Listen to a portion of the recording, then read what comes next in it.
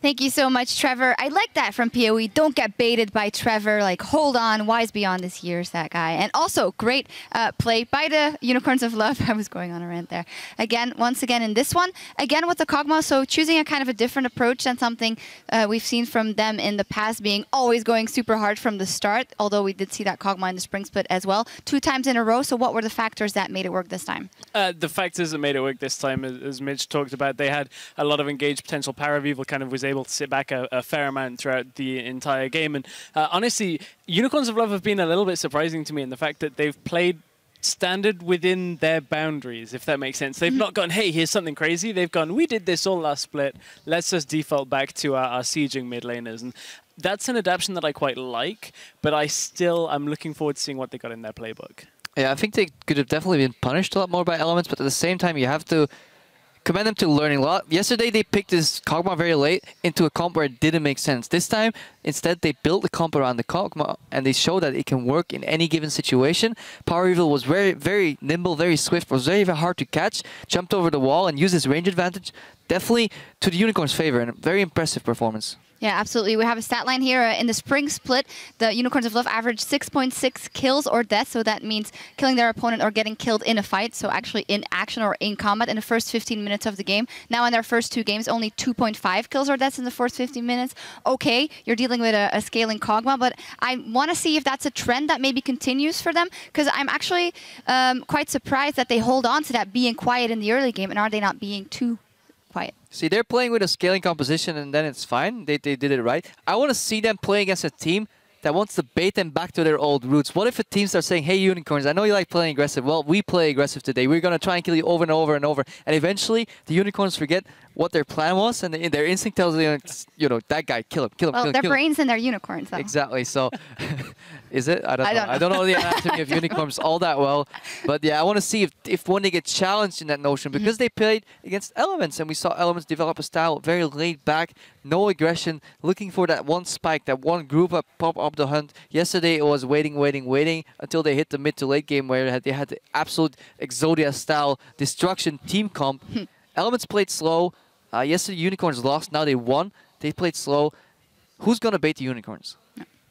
For us. Who is going to bait the Unicorns? I want to see so many matchups. I still want to see them versus Origin. I still want to see them, you know, versus Wolves when Wolves are playing like they did yesterday. I think there's a lot of potential there. To be honest, there's so many interesting matchups in Europe right now that I'm looking forward to seeing. Yep, business as usual. It's wide open over here. Giants might actually bait Unicorns. Yeah, very true. We will see. Well, it's only week 1 here. It's over and done in Europe, so let's take a look at the standings. At the top of the table, Fnatic and Origen sitting in the #1 spot. Perfect start for them to the summer split. And then in the bottom half of the table, well, everyone else at 1-1 is Roccat, Unicorns of Love, H2K, Giants, and Elements, and Gambit and SK at the bottom, 0-2. I think the best thing about this is we're only a week in, but you can officially say the European LCS is back. Everybody beats everybody, and at the end, Fnatic are at the top of the table. This time, however, they're split over 2 teams. Fnatic and Origin both looking strong. That's going to make your point easier, right? If Origin wins, like, yeah, Fnatic. Hey, boom. Fnatic soon it'll be everybody. But looking at the bottom of the standings, I want to take a look at it. Gambit and SK both 0-2. But it's not as bad as it looks on paper. SK had a really nice showing. They already took care of Fnatic games, so in the next 7 games, they no longer have to play Fnatic. So that's really big for them, and they showed growth already. They played really poorly the first day, let's be honest. But the second day, nice phenomenal play, and really nice drafting by their coach with the last big Bard. With that Bard, oof. What a sight for sore eyes. Now, we also saw Giants, Audrey, going huge today. He helped his team pick up their first win at a split with 11 kills, 8 assists, a quadra, and 2 triple kills. That's a total of 44.5 points for our fantasy MVP. Well, just very impressive by him with the hair going all in. Going all in, going Super Saiyan, and it seemed to pay off today. If he can do that again and again for Giants, there's still a lot of hope for the Spanish team. Took a while for him to channel that Spirit Bomb because it took all the way until the late game where he showed up. Everybody forgot about him, and suddenly he showed up with that massive triple kill, ended the game out of that one. And yeah, solid play. Definitely a bit reborn with Gottfried in his lane. Didn't really work out with Rydell that well. Gottfried will get more time on the LCS as well. Fantastic lane player, in my opinion. Lacks a lot of knowledge and experience, but you know, time might just give that. And the Giants, definitely the underdog, but Who knows? And he also said that our communication is just only going to get better from this point on. Now, but in the LCS, plays matter, not points. And we've picked 5 OP pros who did some serious work this week. Our very first OP, we just mentioned him, Audrey, but we're going to mention him. I think he deserves it in our OP as well. 2 triple kills and 1 quadra kill today versus the Copenhagen Wolves. And that was actually his first triple and quadra in the LCS. So he can definitely be proud of that. And it all a lot stemmed actually from that early tower dive by the Copenhagen Wolves, which was kind of wonky, but he moved on and finished the game out of Kalista as well. Certainly did, and a great performance. But our second OP pick for this week is going to be former Challenger Series potential MVP of Niels, the AD carry for Origin.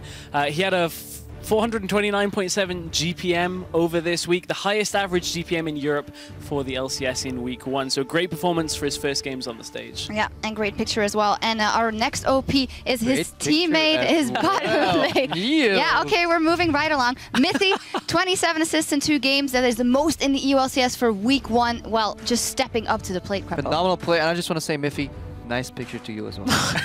No, seriously, some more praise for Mithy on both of Mithy. He's a fantastic player. I really like that he transcended. He was stylistically a lane-dominant player early, right? But now he came onto these desks and said, yeah, you know, all those LCS pros, they care about lane, they care about 2v2.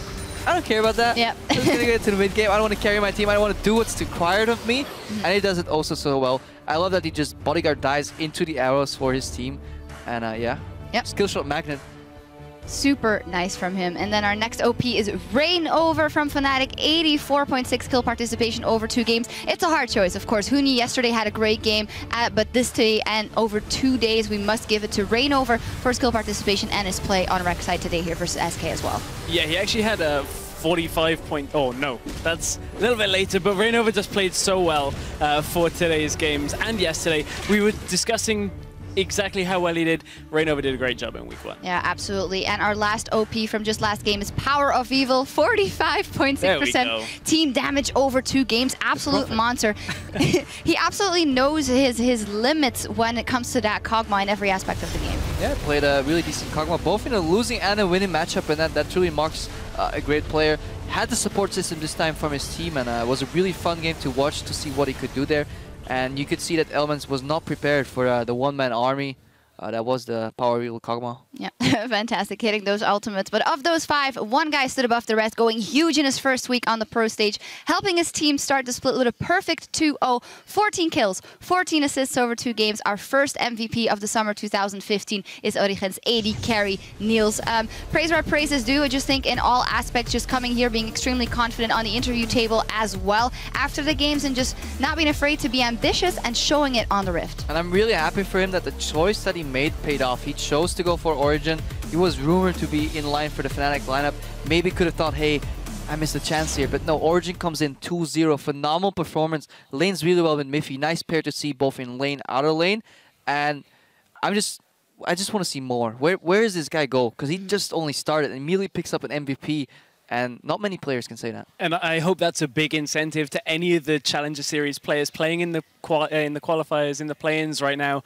You know, if you join the EUCS, make your way into LCS, who knows, you could be in the MVP slot for week 1 for next split. Do you cast that or something? A little bit. I got a bit of an interest. I just like to see the players. No, absolutely. We all do. Fantastic scene there as well. Well, the European League Championship Series continues next week with Elements versus Giants. Then we have H2K versus Gambit, and SK will take on XPK and Origen, as well as UOL versus Copenhagen Wolves. H2K Gambit, a lot of action there. Well, Crepo, you just had your very first week. You've done a lot. The ULCS will make a man out of you if you weren't one already. How's it been? If I wasn't one already, all right. It's been fantastic. I really enjoyed casting Trial by Fire, Trial by Combat, 10 games in a row. I still have a lot of work on. I read all the feedback online, so thank you for that, guys. Bear with me. Eventually, I'll get there, but I'm surrounded by a whole heap of talented people. All right. And shocks. Yeah, there we go. And that was only week 1.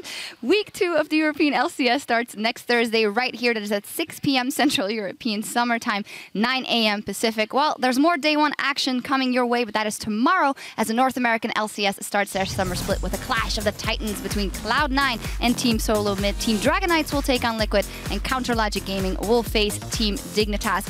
Well, we'll certainly be watching all of those as well, and it all starts on Saturday at 9 p.m. Central European Time, noon Pacific.